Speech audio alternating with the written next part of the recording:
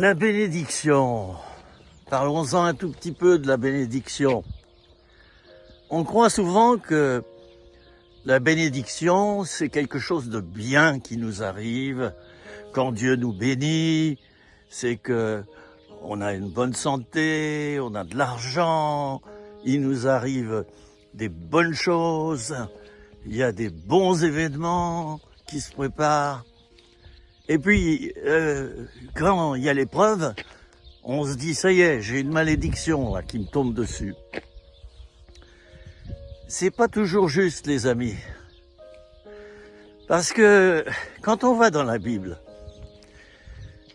ce qui s'est passé dans la vie de certains hommes ou femmes de Dieu, ben c'était pas toujours rose, hein. Et là, je fais pas de jeu de mots.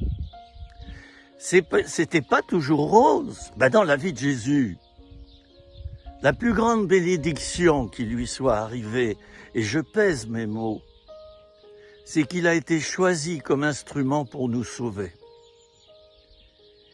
Donc, la bénédiction, habituons-nous à penser que c'est quelque chose qui,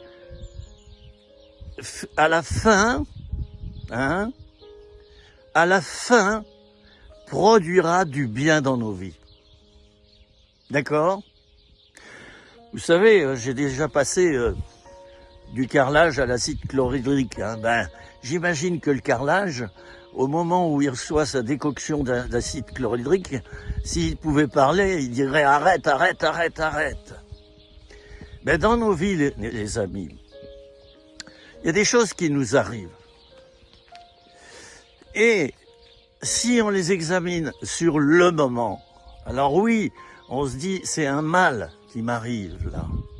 Mais si on l'examine à moyen et long terme, parfois on se dit, ben, ce qui m'est arrivé là finalement, c'était une bénédiction. Voilà, vous voyez, j'ai pas fait exprès, hein, j'ai pas fait exprès, vous voyez ce qu'il y a derrière moi. Alors, quand tu dis à quelqu'un que Dieu te bénisse, c'est que tu lui souhaites du bien.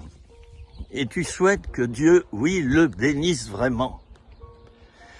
La bénédiction inclut l'épreuve et la souffrance.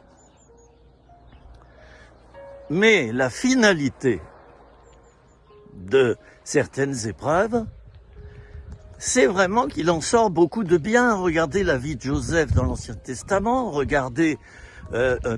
enfin, voilà, je ne vais pas vous citer toute la Bible hein, quand même, puis vous la connaissez peut-être mieux que moi. Hein. Alors, faisons attention quand nous disons j'ai été très béni, j'ai reçu un gros chèque, j'ai été très béni parce que j'ai été guéri. Ben oui, mais attention, quand tu dis ça, ceux qui sont pas guéris, ils pensent que ils sont pas bénis. Hein. Et c'est faux. Parce que Dieu est souverain et Dieu est juste. Et s'il ne me guérit pas de quelque chose, il a ses raisons. De toute manière, je serai 100% guéri de tout et définitivement quand je passerai vers le Seigneur. Et que j'aurai un nouveau corps. Et là, je serai dans le paradis.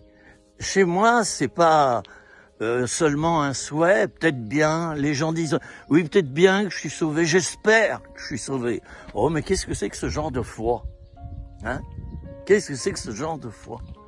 Dieu a tant aimé le monde, Jean 3,16, qu'il a donné son Fils unique afin que quiconque croit en lui ne périsse pas, mais ait la vie éternelle. C'est une réalité, c'est un fait. Alors pourquoi tu doutes? Il y en a plein qui doutent de leur salut, puis qui se disent « Ah, on peut peut-être le perdre, le salut !»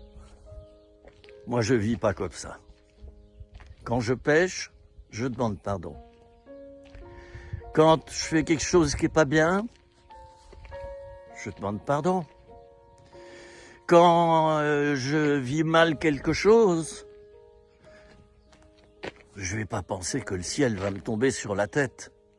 Ça, il y en a qui ont une image de Dieu comme un Dieu dur, un Dieu vengeur, un Dieu cruel.